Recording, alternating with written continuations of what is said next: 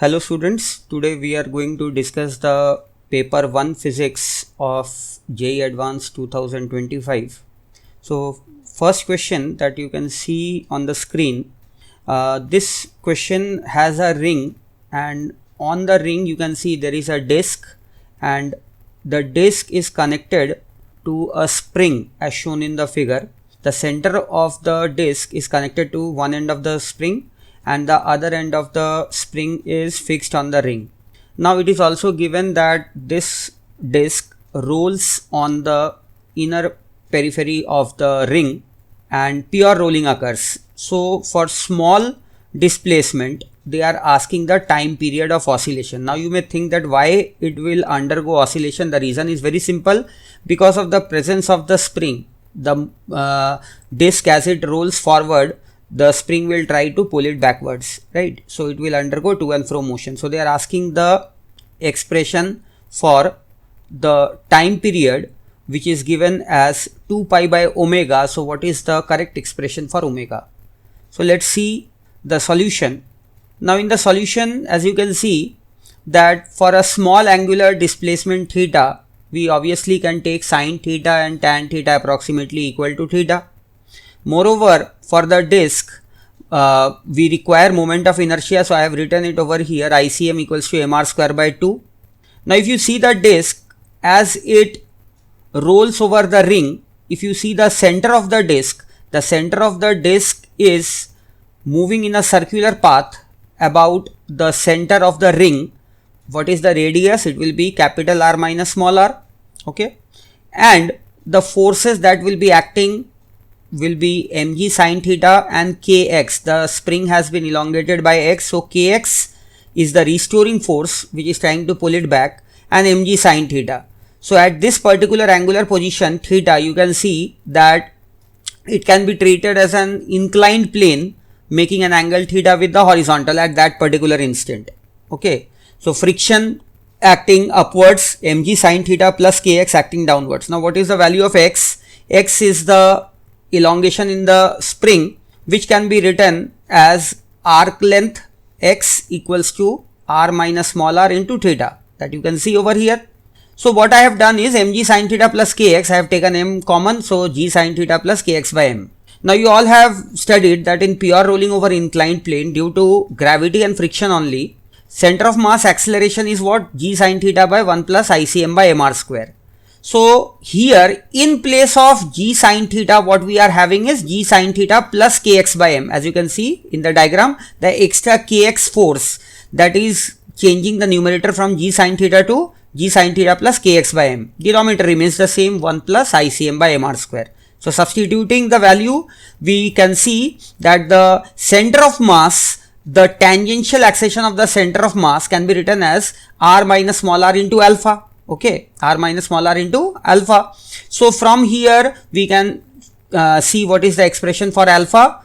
Now sine theta for small angle can be written as theta. So I have taken theta common outside. So we are seeing that alpha is coming proportional to theta. So we know that in SHM, if alpha and theta are in opposite sense, which is evident from the diagram, and alpha is directly proportional to theta, so it will be case of angular SHM. So what is omega square? The coefficient of theta is omega square. So omega comes as 2 by 3 bracket g by capital R minus small r plus k by m whole power 1 by 2. I hope this solution is clear to all of you. Now coming to the second question, in this scattering experiment, as you can see that the 2m mass particle is colliding with a particle of mass small m which was initially at rest, and the elastic collision which is mentioned in the question, after the collision you can see that the particles are scattered as shown in the diagram. They are asking what is the maximum angular deviation theta of the heavier particle, that is 2m. So let's see the solution. Now in the solution, what we have to do is we have to write the momentum equation along the x-axis and y-axis. Horizontal we are taking as x-axis, vertical we are taking as y-axis. So writing the x-axis momentum equation and writing the y-axis momentum equation, as you can see in the diagram. So we are getting the first and second equation, as you can see in your screen.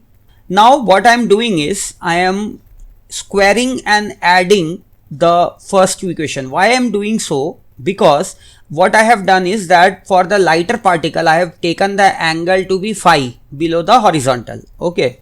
So that phi is one more unknown, but I want the value of theta. So I need to eliminate phi. So how can I eliminate phi from equation 1 and 2? Simply if I take sine phi and cos phi in first and second equation and square both and add. So sine square phi plus cos square phi will become 1. So that's why I have squared the equation 1 and 2 and added them. So we are getting our third equation. Okay. So this third equation is containing the unknowns v2, v1, which are the final speeds of the two particles. Okay. For the particle of mass 2m, I am taking the speed as v1, and for the particle of mass m, I am taking the final speed as v2. So we are seeing v1, v2 and theta. These are the unknowns. I have taken the initial speed of 2m mass as u. Now we also know that in perfectly elastic collision, initial and final kinetic energies will be equal. So I have equated the kinetic energies. So from there we are getting one more equation in terms of v2, u and v1. So we have third and fourth equation as you can see in your screen. So from there I can take cos theta on one side. So on the other side I will be left with terms containing u and v1. Okay. So I have simply removed v2 also. I have eliminated v2. So basically we are eliminating the unknowns one by one. Now here we are still left with v1 and u.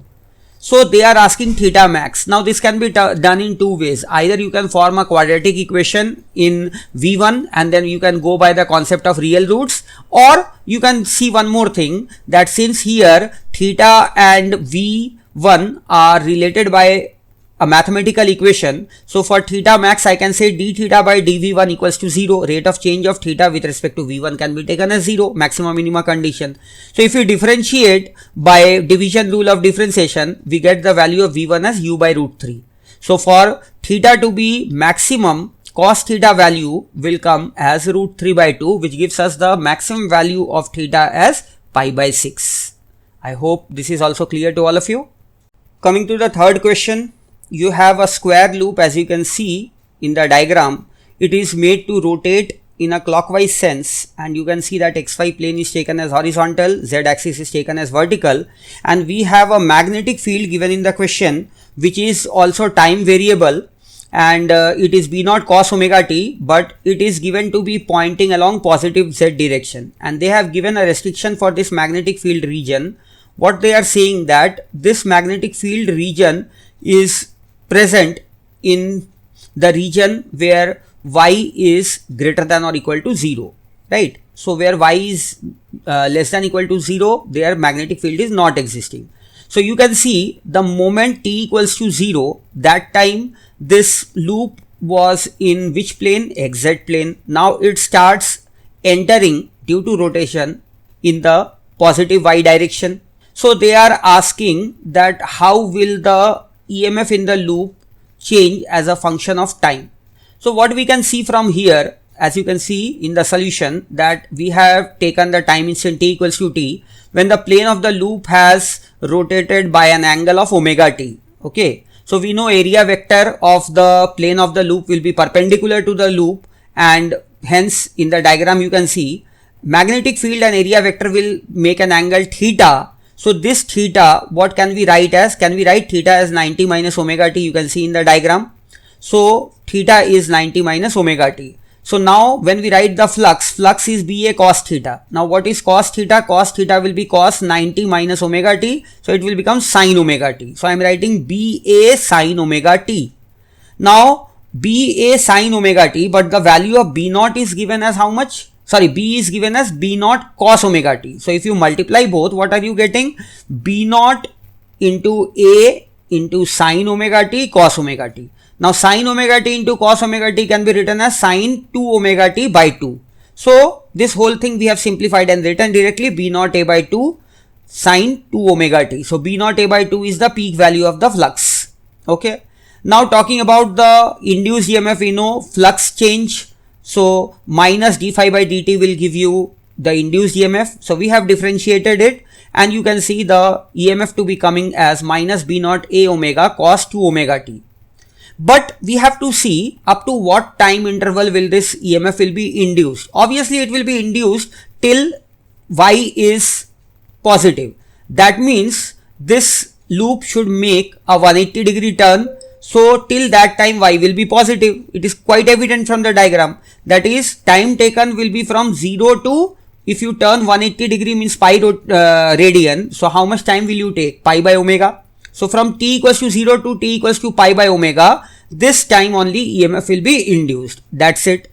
And from t equals to pi by omega to t equals to 2 pi by omega, the next half revolution, that time the loop is in the negative Y region. So there will be no field, no flux, no EMF. So from 0 to pi by omega time you will be getting EMF, and from pi by omega to 2 pi by omega you won't be getting any EMF.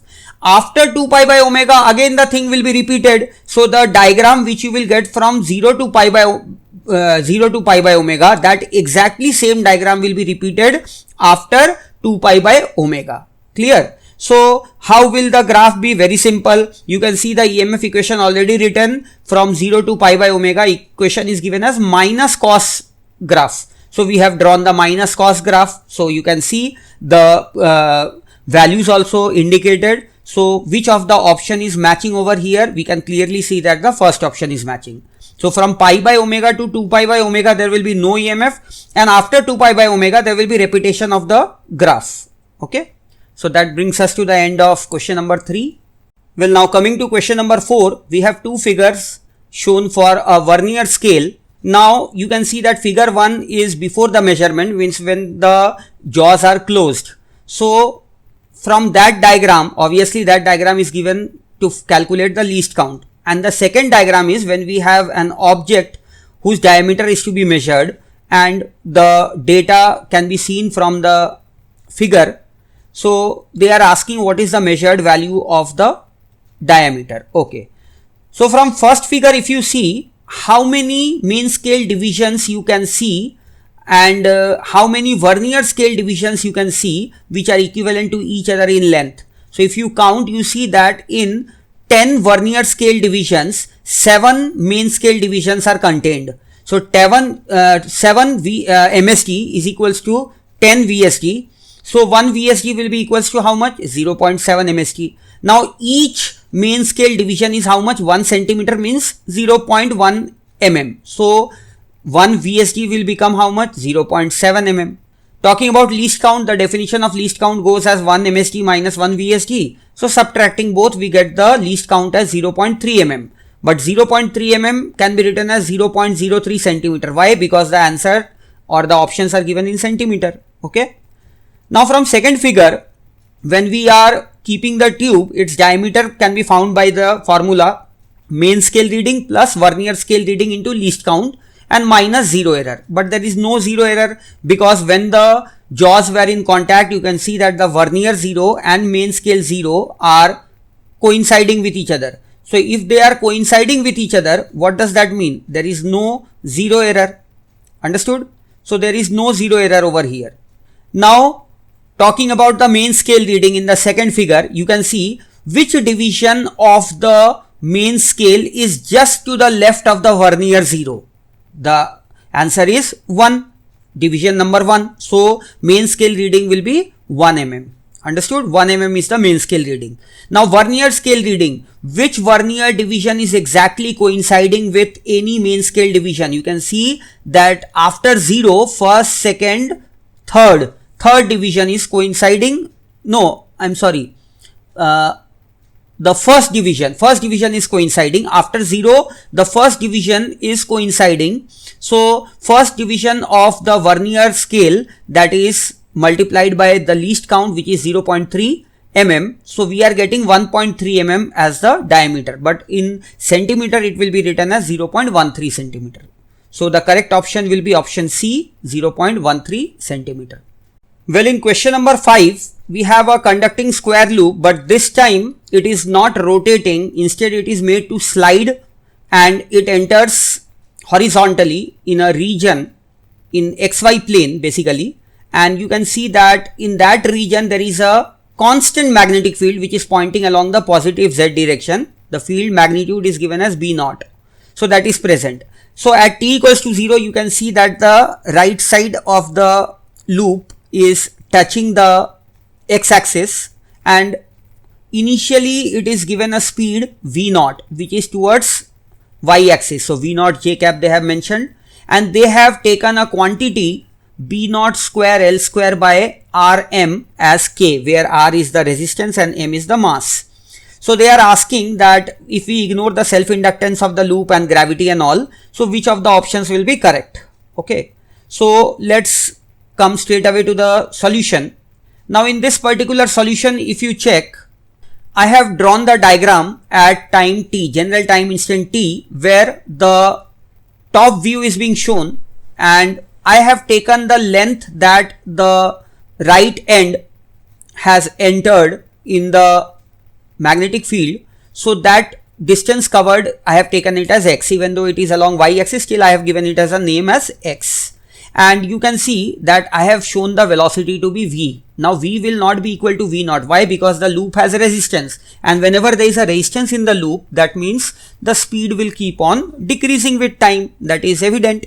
Okay, and we know that if this is moving rightwards and magnetic field is out of the page, top view, so I have drawn a diagram, circuit diagram, where it will behave like a battery of EMF B naught VL, and the entire loop resistance, which is capital R, has been indicated, and you can see that a current will flow which will be B naught VL by R.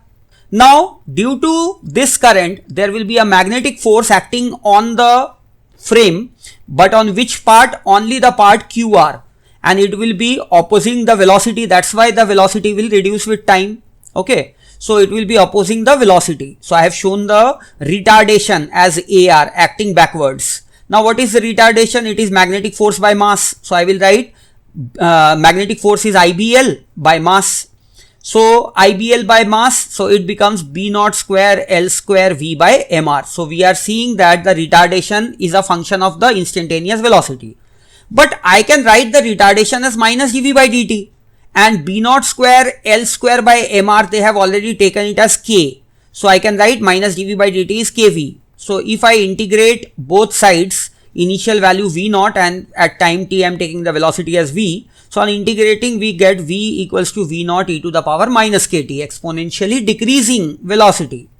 One more way which we can integrate is, I can also write the retardation as minus V dV by dx.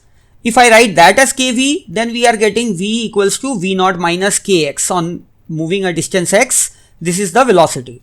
Now going by the options, looking for the first part, for the loop to stop before completely entering inside the field. Now if it has to stop before completely entering inside the field, V should be obviously 0, and this value of x, if I make V equals to 0, what will be the value of x? Distance moved inside, it will be V naught by k.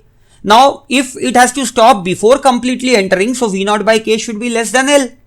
That means V naught should be less than KL.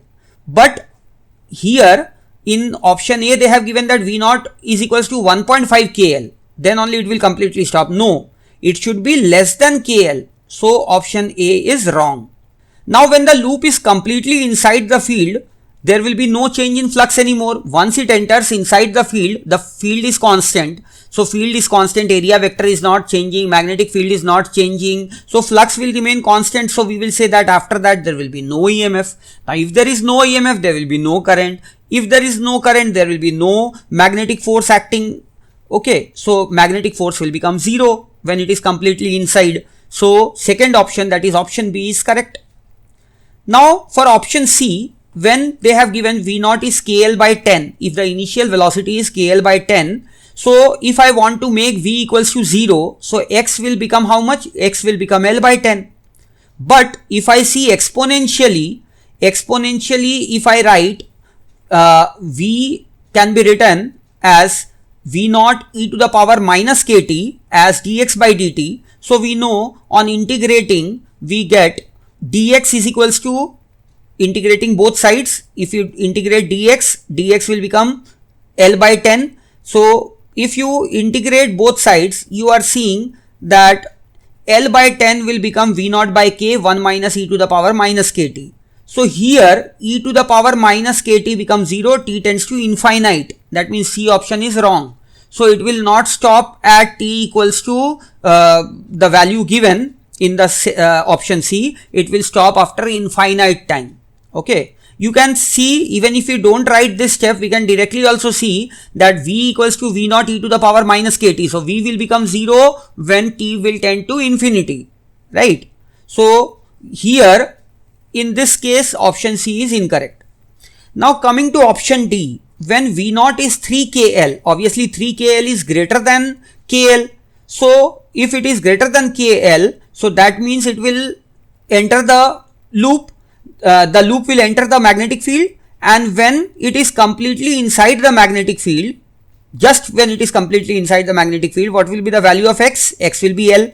Now if X is equals to L, so what will be the value of V? We can use V equals to V naught minus Kx and substitute V as 3KL. So sorry, V naught as 3KL. So X as L and V naught as 3KL. So you get the speed as 2KL. But since V is equals to V naught e to the power minus kt, so 2KL will be equals to 3KL e to the power minus kt. So from here we get the value of t as 1 by k natural log 3 by 2, which is given in option D. So yes, option D is also correct. So the correct options for this particular question will be option B and option D. Now question number 6, the length, width and the thickness of a strip is given or are given as 10.5 centimeter, 0.05 mm and 6.0 micrometer respectively. So which of the following options gives the volume of the strip in centimeter cube with correct significant figures? So you can see in the solution that volume being length into width into thickness. So I have written all the three first, converting them in scientific notation and converting them in centimeters. So we know that once you convert them in scientific notation also, the number of significant digits won't change. So how many significant digits can you see in L? You can see there are 3 significant digits. Now how many can you see in B? In B you can see that there are, okay, there is only 1 significant digit. 5 is the significant digit, and in T 6.0, both 6 and 0 are significant digits over here, so 2 significant digits.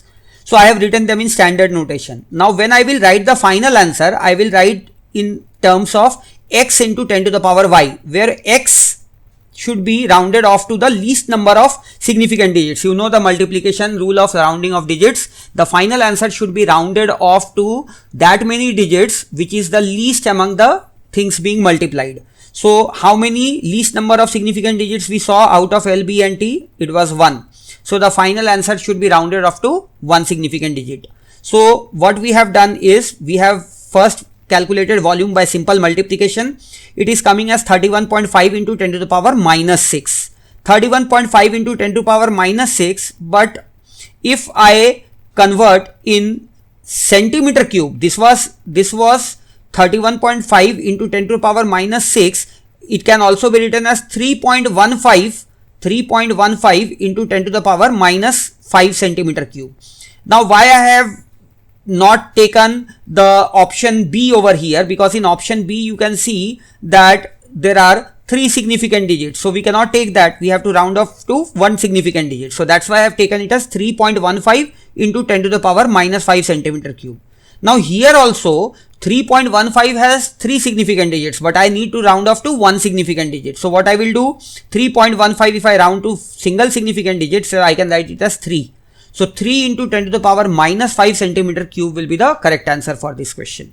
Coming to the 7th question, you can see there is a source of wave on the left side of the diagram, and there are 3 strings and in the order of increasing linear mass density, mu, 4 mu and 16 mu. So now you can see that the wave will travel first through the string S1, then S2, then S3, and obviously they will be reflected back also, transmitted and reflected. Now the concept that we should remember simply is that whenever a wave, transverse wave is reflected by a denser medium. While you are moving from rarer to denser, so the wave which is reflected by the denser medium, it undergoes an extra phase change of pi radian. Okay, and when it is reflected back, so it comes to the original medium only. So there will be no change in omega and k. Okay, there will be no change in omega and k. But for the transmitted wave is always in phase with the incident wave. It does not get inverted. Okay, it does not get inverted, but its medium changes, so the value of k will change. Omega won't change because omega is property of source. You have not changed the source. K will change for the transmitted wave. Clear? K will change for the transmitted wave. For reflected wave, omega and k will remain the same because medium is same. But if the wave is reflected by a denser medium, then there will be an additional phase change of pi, and if it is reflected by a rarer medium, there won't be any phase change. So going by this concept, you can see that since S2 is denser than S1, so reflected wave from P, the junction P first time, it will suffer an additional phase change of pi. And the wave which is transmitted will be in phase with the incident wave. But obviously the value of k in second string and first string won't be same. So by this, option A will be the correct option, whereas B and C will be incorrect. Clear? Now talking of the transmitted pulse from the point Q, which is given in the fourth option D, transmitted pulse from the fourth option point, that is Q. If you look at that, so obviously the string S3 and string S1, they have different values of mu. So first we have to relate k. How we will relate k? Ks3 by Ks1 can be written as Vs1 by Vs3. Why? Because we know V equals to omega by k, and omega is constant, so k will be inversely proportional to V. So Ks3 by Ks1 is Vs1 by Vs3, which is under root of mu S3 by mu S1. Why? Because we know V equals to under root T by mu. So V is inversely proportional to root mu. So going by that, we get Ks3 by Ks1 as 4. Means the value of K in third medium will become 4K. So also transmitted pulse does not change in phase. There is no additional phase change. So yes, the transmitted pulse through the point Q, when it goes to the third string, its equation will be of the form cos omega t minus 4kx, which is already given. So yes, option D will be correct. Coming to question number 8, person is inside an elevator and he performs a weight measuring experiment, and the object being used has a mass of 50 kg. Now the height of the elevator is varying with ground, and it is given as y is equals to 8 1 plus sine 2 pi t by capital T, where capital T is 40 pi seconds given. Okay, so acceleration due to gravity g they are taking as 10 meter per second square. They are asking the maximum variation of the object's weight in Newton as observed in the experiment. Well, we know for the elevator, first we'll have to see, since the man is inside the elevator, so when he will make measurements from the frame of elevator, it will be non-inertial frame. So we have to find the acceleration of elevator first. How to find acceleration? Differentiating y twice. So velocity of the elevator will be dy by dt. You can see 2 by 5 cos t by 20. I have substituted the value of capital T. And again differentiating, we get acceleration as dv by dt, which will be minus 1 by 50 sine small t by 20. So the maximum acceleration will come out as 1 by 50. So the elevator is basically performing SHM. Now here the observed weight inside the elevator will be how much? Now since the elevator is performing SHM, it will go up and down. So weight observed will be m g plus minus a. Whenever the elevator is accelerating upwards, the measured weight will be mg plus a, and when it is accelerating downwards, then mg minus a. So they are asking the maximum variation from true weight. If you see the maximum variation of from the true weight, it will be plus minus m into mx. Now what is the maximum magnitude of acceleration? It is 1 by 50. So the maximum variation from true weight magnitude will be 50 into 1 by 50. That is how much? 1 Newton. So 1 Newton should be the correct answer for this. Now coming to question number 9, we have a cube of unit volume. So 1 meter cube we can take. It contains 35 into 10 to the power 7 photons of frequency 10 to the power 15 hertz. if energy of all the photons is viewed as the average energy being contained in the electromagnetic waves within the same volume, so they are asking what is the amplitude of magnetic field. Now it is expressed as alpha into 10 to the power minus 9 Tesla. So they are asking the value of alpha. They have asked to take Planck's constant as 6 into 10 to the power minus 34. We'll see according to our comfort. We can take the value, we can select the value or whatever. So let's try to see how much we are getting. Or if they have mentioned 6, so we know generally it's 6.6. Let's take it as 6 only. Okay. Mu naught they have given 4 pi into 10 to the power minus 7. Pi value 22 by 7. Okay. These values are already known to us. They are asking to find the value of alpha. So how we proceed with it? It's well known that the average energy density, which is average energy by volume. So average energy will be what? Number of photons multiplied by energy of one photon, which is HF. So NP into HF is the average energy, and this energy, if I, or you can say basically it's the total energy. So total energy NPHF, this can be written as small u average, means energy density into volume. Now energy density can be written in terms of magnetic field as B naught square by 2 mu naught, where B naught is the peak value of the magnetic field, V is the volume here.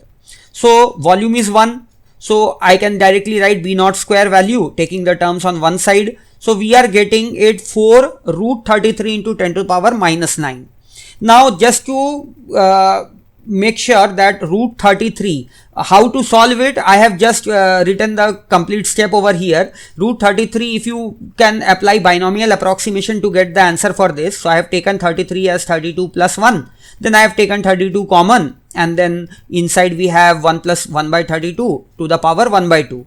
So later on 32 under root will become 4 root 2, and inside we can apply, since 1 by 32 is very small than 1, so 1 plus 1 by 32 to the power 1 by 2 can be written as 1 plus 1 by 64.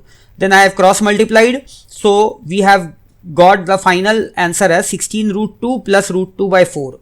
So 16 root 2 will be 22.56, and root 2 1.414 divided by 4, so we are writing that value also, 0.3525. So we are getting it as 22.91 into 10 to the power minus 9 Tesla. So if you see integral value, it will be taken as 23, or if it is to be rounded off to 2 places after the decimal, so we can write it as 22.91, the value of alpha.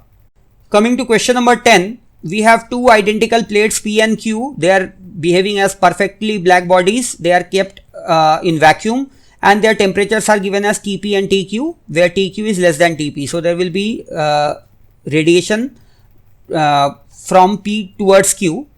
So radiation energy is transferred from P to Q, and the radiated power per unit area is given as W naught.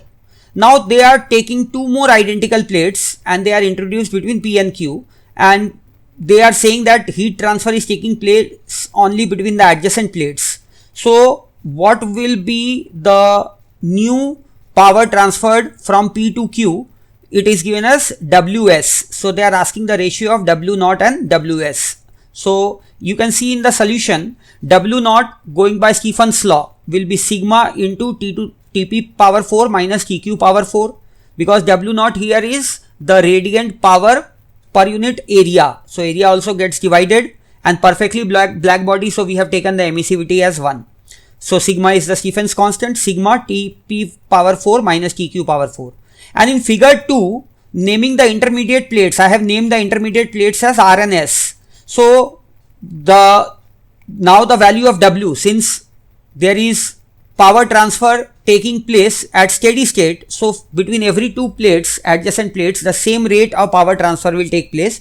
So Ws from P to R I have written, sigma into Tp power 4 minus Tr power 4, same will be for R to S, and same will be from S to Q. So if I add these three, so I will write 3 Ws, so I have added all the three. So you can see that the intermediate terms get cancelled.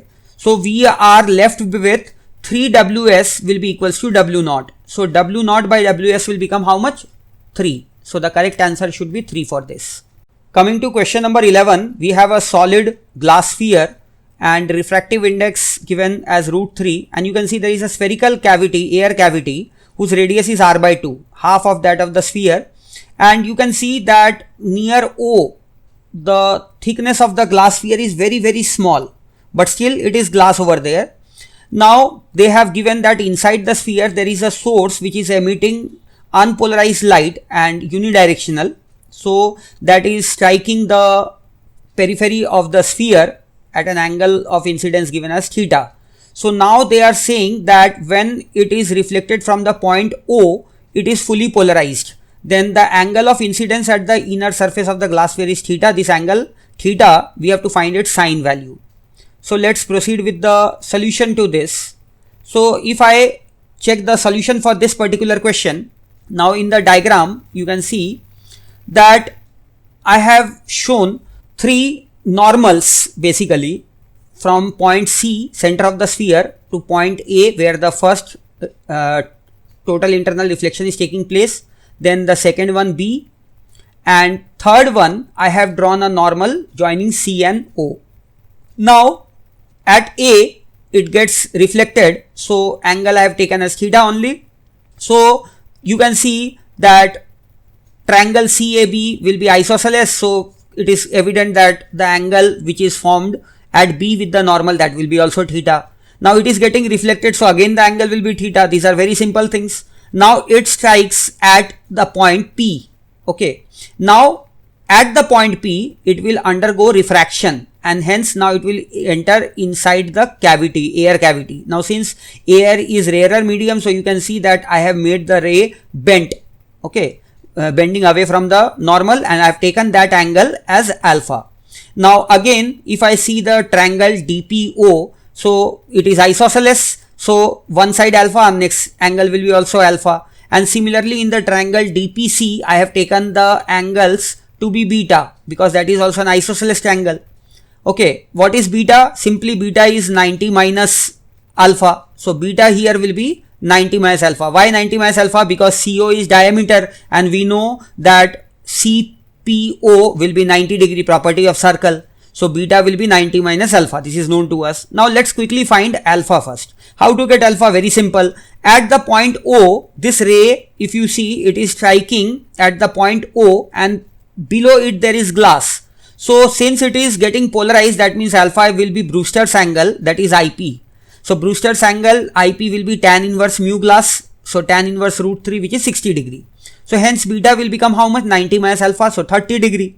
Now also at point P, if I apply Snell's law, so you can see that by applying Snell's law we get the angle R, which I have marked as 30 degree. Now if it is 30 degree, so in the triangle CPB, I have taken the angle as gamma. So what will be gamma? If you see the line, straight line through PD, so that will be, total angle will be 180, and so we can say beta plus gamma plus R is equals to 180 degree. And what is R? R is 30 degree. What is beta? Beta is also 30 degree. So from here gamma comes as 120 degree. Now what we are doing is we are simply applying triangle rule in triangle CPB. In triangle CPB we can use sine gamma by the opposite side, that is BC, is equals to sine theta by PC. What is PC? By simple trigonometry, PC will be OC sine alpha. What is OC? OC is R, so R sine alpha, so R sine 60, that is R √3 by 2. So if you substitute these values, you get sine theta as 3 by 4, which is 0.75. Coming to question number 12, a single slit diffraction experiment is performed to determine the slit width using the equation BD by capital D is equals to m lambda, where B is the slit width, D is the shortest distance between the slit and screen, small d is the distance between the mth diffraction maxima and the central maxima, and lambda is the wavelength. Now if you see the question, actually the information or equation given is not correct, because for maxima, mth secondary maxima, instead of m we will have 2m plus 1 whole divided by 2, right? So that means for the first central maxima we will have to put 3 by 2. For second central maxima, secondary maxima, we will have to put 5 by 2. For the third one, similarly, it will be 7 by 2. So here they are taking the third secondary maxima. Now third secondary maxima if you take, so you will get 7 by 2, that is 3.5. But according to the equation, they are asking us to use the value of m as 3 only. So this equation is technically not correct, but since they have given this equation, so we'll proceed with this only.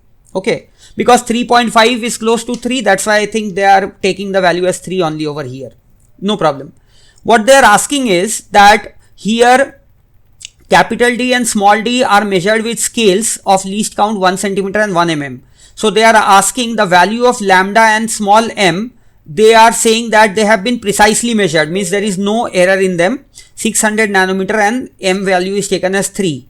So they are asking the absolute error in micrometer in the value of small b. Okay. When you have to take the value of small d as 5 mm and capital D as 1 meter. So we know that from the equation given, BD by capital D is m lambda, put the value of small m as 3. So B will become 3 lambda capital D by small d. So it is proportional to capital D by small d because lambda and m are given precisely known. So they are not having any error. Now when we have capital D 1 m meter, small d we know, lambda we know. So can't we find small b? Yes, we can find its true value. It will be 3.6 into 10 to the power minus 4 meter. You can see the calculation. Now finding the absolute error. So first we will use the concept of relative error. So since b is proportional to capital D by small d, so delta b by b magnitude of error, maximum possible relative error, will be capital D by d plus small d by d, small d. So if I put the value capital D, I am taking the least count as the error in capital D. So it is 1 centimeter and capital D is 100 centimeter. Similarly for small d, 1 millimeter and 5 millimeter as the error and the values respectively. So from here we get the value of small b, which was already known, 3.6 into 10 to the power minus 4. So delta b we obtained from here. It is coming out as 3.6 into 10 to the power minus 6 meter and 72 into 10 to the power minus 6 meter. So in micrometer we need to write, so we will write 72 plus 3, 75.6. So 75.6 micrometer should be the correct answer for this question. Coming to question number 13, we have an electron which is in the third orbit of hydrogen-like atom with atomic number Z. Absolute temperature capital T for a neutron now is given and its thermal energy is taken as Boltzmann's constant Kb multiplied by the temperature T. And they are saying that this neutron has the same de Broglie wavelength as the electron. So if they are expressing the temperature in terms of Z, H and pi square, A naught square, Mn, Kb and all, where they have taken the mass of the neutron as Mn and A naught as the first Bohr radius of hydrogen atom. So they are asking what is the value of alpha. You can see one alpha is given over there. So they are asking that value. Okay, in the denominator you can see one alpha is given. So we know the de Broglie wavelength of a neutron due to its temperature. Now de Broglie wavelength is h by root 2m Ke kinetic energy. Kinetic energy I have substituted as Boltzmann's constant into temperature. And for electron, now since it is in the third orbit, so by quantization of angular momentum for Bohr atom, so linear momentum P multiplied by the third orbit radius will be equals to nh by 2 pi. Put the value of n as 3, okay, third orbit, and we know that radius in third orbit is n square by z a naught. N square means 3 square. So 3 square by z a naught. So when I substitute these values, and we know that momentum can be written as h by de Broglie wavelength of electron. So P I have written as h by lambda e. So we get lambda e as 6 pi a naught by z. Now they are saying that neutron and electron have the same de Broglie wavelength. So I have just squared both sides. So from here we take t on one side and we can see t on one side and rest of the terms on the other side. We can see all the terms are matching with what is given in the question. Only in place of alpha there is a numerical value, that is 72. So the correct answer will be 72 for this question. Okay, in question number 14, which is a very simple question, we have two dipoles and they are placed as shown in the 4 cases, and they are asking to find the net electric field at the point X, which is the midpoint of the line joining the center of the two dipoles. So they are saying what will be electric field in the 4 cases. So now in part P, you can see that X is the equatorial point for both dipoles, and we know equatorial position field magnitude is Kp by r cube, and field direction is opposite to dipole moment. So clearly we can see it will be Kp by r cube minus j cap for both. So it will become minus 2 Kp by r cube j cap. Substituting the value of k as 1 by 4 pi epsilon naught, we get minus p j cap by 2 pi epsilon naught r cube. So which is option number 2. So for p you have 2. Similarly for q, x again you can see is equatorial point for both the dipoles, but if I substitute now Kp by r cube for both, but they are kept inverted with respect to each other, so their fields will also be opposing, so the net field will become how much? 0. So for q it will be 1. Now for r, x is equatorial point for the left dipole and axial for the right dipole. So for the left dipole you can see Kp by r cube and its direction will be opposite to the dipole moment, so minus j cap. And for axial position we know 2 Kp by r cube and its direction is along the direction of the dipole moment, so it will be I cap. So 2 Kp by r cube I cap. So if I take p by 4 pi epsilon naught r cube, putting the value of k, so in bracket we have 2 I cap minus j cap. So for r it is fourth option. Now lastly s, x is axial point for both the dipoles, so for both I will write 2 Kp by r cube I cap plus 2 Kp by r cube I cap. So it becomes p I cap by pi epsilon naught r cube. So for s we have the fifth option. So we can see that in this the final option will be option C. Now coming to the 15th question, we have an AC circuit where the voltage is given as 300 sine 400 t. So omega is 400 radian per second, peak value of voltage is 300 volts. Okay, so now they are saying the current as a function of time, graphically it has been shown, and in the column or list 1 we have 4 cases where in the first, that is case P, we have only a resistance. So Z will be 30 ohm, and since resistance, voltage and current will be in phase, phi will be 0. So current will be, peak value of current will be Vmax by Z, which is Vmax is 300 and Z is R is 30. So we get Imax as 10. So 10 sine omega t. So which of the 5 options given in list 2 has 10 as the peak value and sine omega t graph? So you can clearly see it is in the third option. So 10 sine omega t pertains to third graph. So P will match with 3. Now comes Q. For Q you have LR circuit. So LR circuit we know current lags behind the voltage by phi. Voltage leads by phi. So first we have to find XL. XL is omega L. So 40 ohm. Z will be under root R square plus XL square. So it becomes 50 ohm. Current will lag behind voltage by phi. How to find phi? Tan phi will be XL by R. So 4 by 3. So phi becomes 53 degree. So what is the peak value of current? Vmax by Z, it will become 6. So we are getting the current as 6 sine omega t minus 53 degree. Now how to check which one is correct? The peak value is 6. And if you see at t equals to 0, current will be I equals to minus 6 sine 53, that is minus 4.8 ampere. So minus 4.8 ampere is very close to minus 5. So which option you are seeing? In the fifth one. So Q will match to 5, where you are getting the value close to minus 5 at t equals to 0. So Q will be fifth one. Now for R, R is LCR circuit. LCR circuit we have XL, XC and R. XL is omega L 10 ohm. XC is 1 by omega C 50 ohm. R is 30 ohm. Now clearly XC is greater than XL. So the net reactance will be XC minus XL, which is 40 ohm. So Z becomes under root of R square plus X square, which is 50 ohm. So current will lead voltage by phi. Why current will lead? Because it is more capacitive than inductive here. XC was greater than XL. So current leads voltage by phi. So tan phi will be X by R, which is 4 by 3. So again phi is 53. So current will become, peak value is 6 sine omega t plus 53. So if you put at t equals to 0, now current will become plus 4.8 ampere. So which option it is matching with? R is matching with the second graph 2.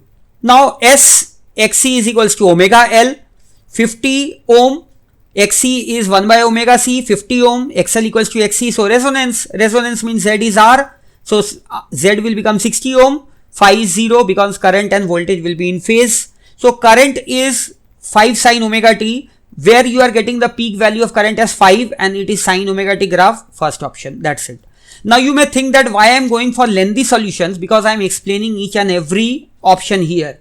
But if you are to solve this question, it can be solved very quickly, because only by checking P and Q you can see which option will come as correct out of the 4.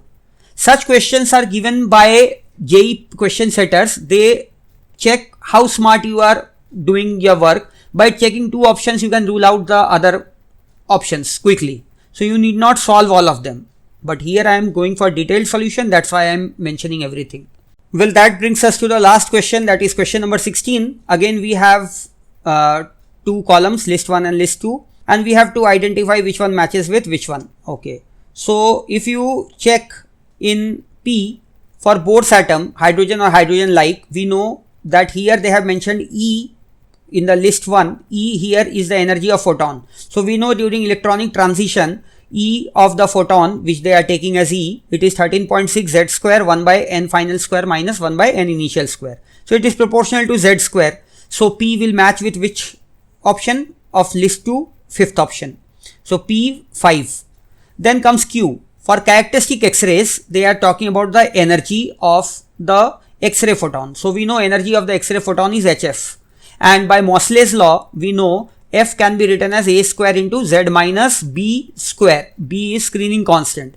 So if we take the screening constant B as 1 for K series X-rays, so we are getting E is proportional to Z minus 1 whole square. So which one is matching over here with Q? Q is matching with 1. Okay. Then comes R. Now here they are talking about the average nuclear binding energy per nucleon. We are left with what all? Average nuclear binding energy per nucleon with mass numbers in 30 to 170 range. You can see in 2nd and 4th option they have given over here. Okay. For continuous X-rays, though, this is not possible. Z into Z minus 1 does not come. Energy of the continuous X-ray photons, they are not dependent on Z. So here they are basically, for continuous X-rays, we know the energy of the photon will be dependent on the stopping potential, and they will have a range of energies. Okay. So here we are talking of the average nuclear binding energy. So per nucleon. Now when we have 30 to 170 range, when we are taking the electrostatic part of the nuclear binding energy, so in electrostatic part we have energy formula, you know, K Q1 Q2 by R. So Q1 Q2, you can see that Q, Z denotes the charge, effective nuclear charge you can take over here. So Z and Z minus 1 product. So with R, second option seems to match.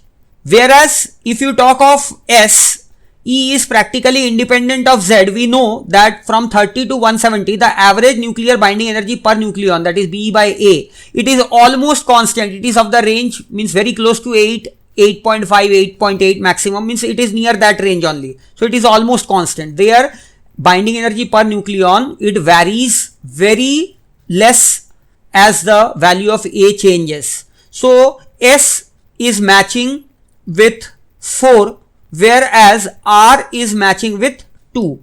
So S with 4, R with 2. So here which option?